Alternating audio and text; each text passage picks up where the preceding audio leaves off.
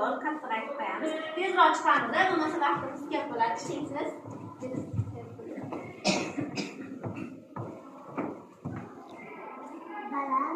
Baland. Bino qanday bino? Baland bino so'rashdi. Rahmat, o'tiring, barakalar, tushunsiz? Yana sizlar chiqoring qolganlar. Chiqoringlar. Yana sizlar chiqoringlar. Bo'ldi, 3 kishi bilan shu bilan ko'p bo'ladigan qo'zg'olonlarimiz. Yo, yana bor ekan. Yana bir kishi chiqsinchi, 4 kishidan olma. Shirin olma, to'g'ri yopishtiramiz. Mana shirin olma bu yerda. Barakalla. Yana topinglar. Keling, bu tarafdan oling.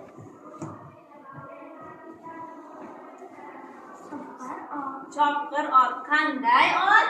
Chopqir ot. Barakalla. Yana mehribon ona. Qanday ona? Mehribon ona. Barakalla. Oling. Yana ikki kishi chiqsinchi. Chiqingsiz. Keyin sizlar chiqing.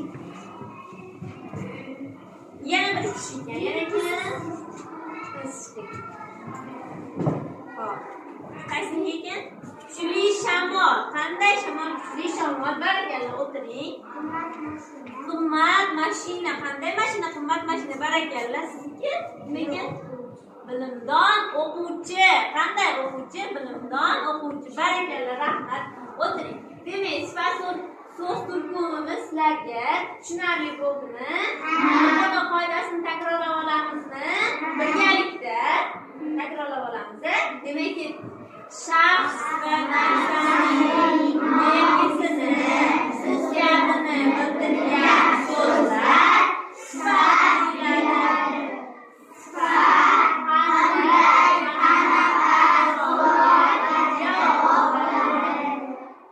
endi mana sifatlar faqat u qanaqa so'rog'iga javob bo'ladi va yana sifatlarda mazza ta'mlarni bildiradi deb aytamiz.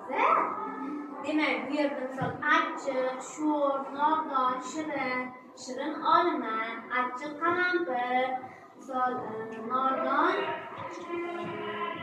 olma desa ham bo'ladi. Qarang, men sizlarga bu yerda ajoyib bir o'yin tayyorlab kelganman.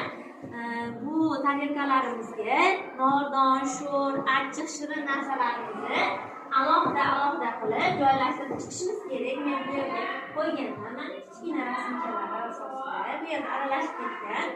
Bu yerdagi hamma sifatlarni alohida qilib bu yerga yopishtirishimiz kerak.